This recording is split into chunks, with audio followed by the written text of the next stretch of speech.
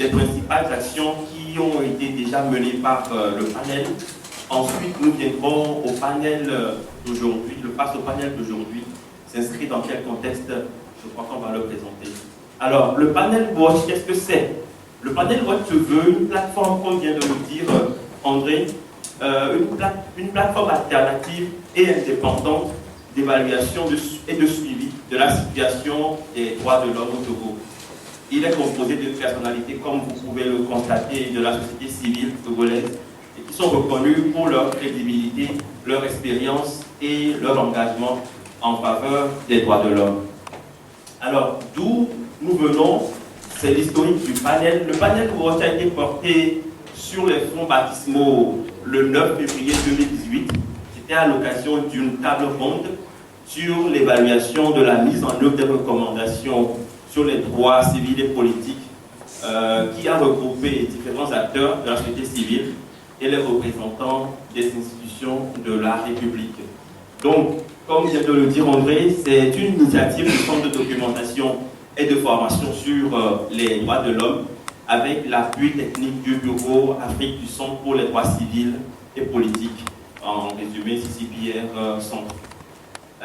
Notre théorie du changement, le panel Watch est convaincu que si les personnalités de la société civile togolaise, reconnues pour leur crédibilité et leur expérience, analysent la situation des droits humains dans le pays sur la base des valeurs universelles et des standards internationaux, formulent des recommandations pertinentes pour améliorer le cadre légal et opérationnel de mise en œuvre et même des plaidoyers dans ce sens, alors le Togo connaîtra une diminution très sensible des violations et sera un modèle pour les autres pays.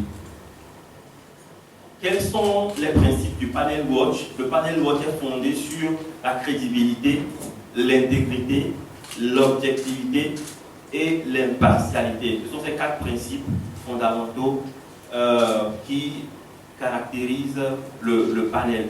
Alors, une revue panoramique des actions que le panel Watch a déjà menées. Ici, vous avez la rencontre de lancement du panel Watch, c'était le 18 mai 2018, où le panel a été lancé. Ensuite, il y a eu le premier face au panel qui a porté sur la protection de l'espace civique au Togo. C'était le 4 juillet 2018. Le face au panel 2 qui a porté sur la protection des droits de l'homme par les institutions de la République, l'indépendance institutionnelle en débat. C'était le 3 septembre 2018.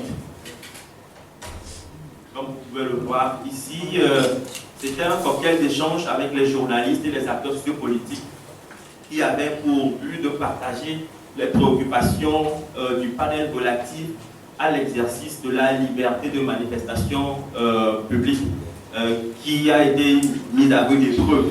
Je n'apprends rien à personne. Le passe au panel 3, la révision constitutionnelle qui est survenue entre-temps. C'était le thème sur lequel a porté ce face au panel, donc la lutte contre l'impunité, la réédition des comptes et la protection des droits de l'homme. C'était le 16 mai 2019, ici même. Alors, le panel a organisé également, en collaboration avec le ministère des droits de l'homme, un dîner de plaidoyer avec le gouvernement et les institutions de la République et le système des Nations Unies, comme vous pouvez le voir sur les photos. Alors, le face au panel de ce jour porte sur les droits de l'homme, la préservation de la paix et les processus électoraux. Comme ça a été annoncé, c'est réalisé avec l'appui du PNUD à travers le projet de renforcement des capacités nationales et communautaires de prévention des conflits et violences et la protection des droits de l'homme au Togo. Donc on se demanderait forcément quels sont les liens entre les objectifs du projet dont nous parlons et le thème retenu pour cette session.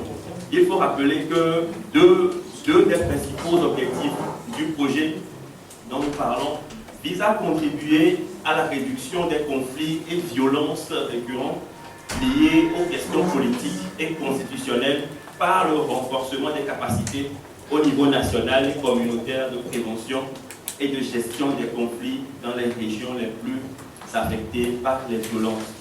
Un second objectif vise à favoriser la protection des droits de l'homme et des enfants dans un contexte de tension politique à travers le renforcement des capacités nationales en matière d'éducation à la paix, de protection des droits de l'homme et de l'enfant et de promotion de l'éducation à la citoyenneté.